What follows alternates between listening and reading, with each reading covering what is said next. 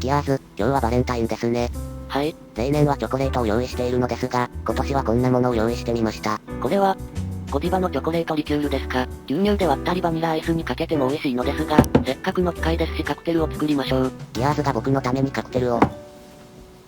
気が乗らないのでしたら無理にとは言いません。いえ、決して嫌というわけではありません。ちょっと喜びをかみしめていただけです。そうですか。今回作るのはアレキサンダー。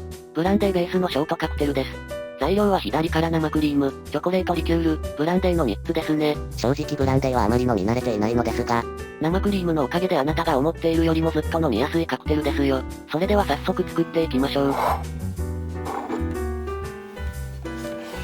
まずは生クリームを 15ml。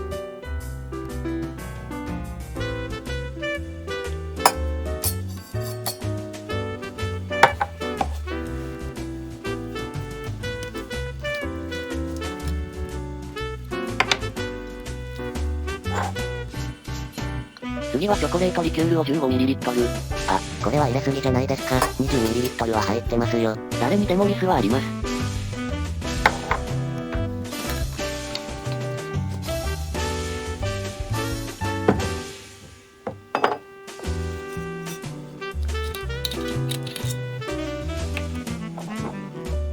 ブランデーは 30ml。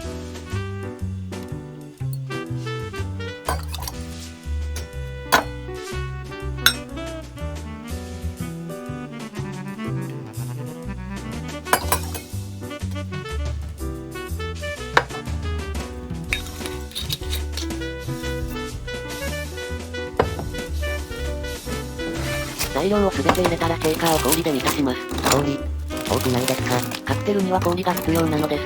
私にあなたが必要なのと同じように、ね。ギアーズ、そういうセリフはこちらの心の準備ができている時にしてください。申し訳ありません。あ、いえ、あなたは悪くない。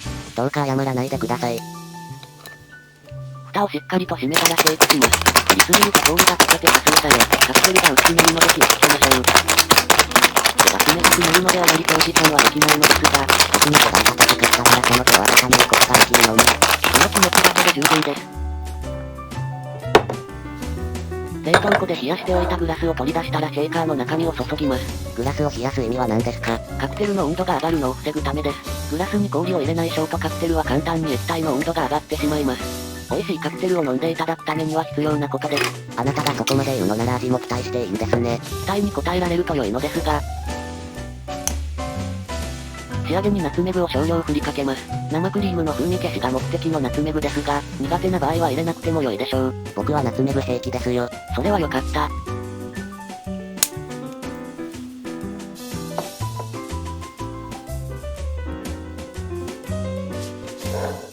これで完成です。